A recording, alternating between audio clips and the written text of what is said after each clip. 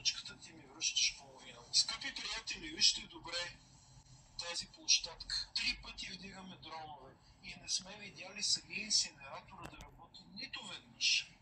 Тук бяха 2 инсинератора, втория вече го няма, което означава, че самото допускане на обществената поръчка 24 часа в денонощието, 2 инсинератора да се пълнят от една фадрома, вече не съществува. Тук абсолютно безконтролно се развива схема, от която ще бъдат откраднати от те 500 хиляди, поне 400 хиляди. Корупцията тук, схемите тук не са абстракции.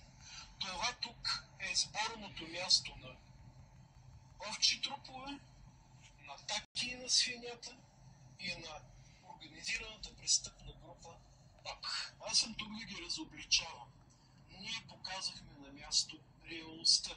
Показахме с дрон истинските кадри от тази площадка на корупцията. Медии, разследващи журналисти, други партии, неправителствени правозащитни организации. Споделете това видео, за да знае цяла България как изборите в Пазарджик на 12 октомври ще бъдат финансирани. Откъде ще дойдат парите? Истинската антикорупционна комисия на България е партия Единение. Добавяме тези 500 хиляди лева към разкритията ни от над 2 милиарда за последните 20 месеца. Подавайте ни сигнали. Сигнал маймунка единение.bg.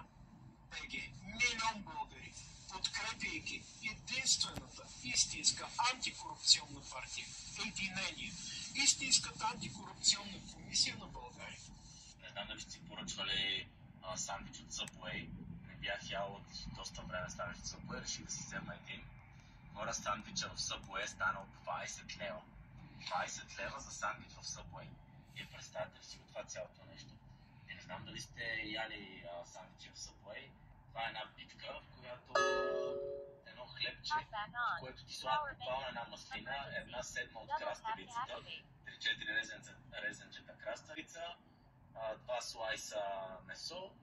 Мисъл, управете ми, ако греша, сандвичът ти на себестойност, нали, която ти плащаш, 1 лев, да, в мола, да, такова, ще имаш да разход, тук е служи 10 лева, ти печелиш 900%, ако го сложиш 10 лева от един сандвич. Ами ако стане 12-13 лева, вече отиваме над 1000%, слагаш цена на сандвича. Няма такова нещо от на 1000% да сложиш цена на даден продукт от 100%. Ти е двойно, нали? Ако един ще е 2 лева и така може да си направите сметка.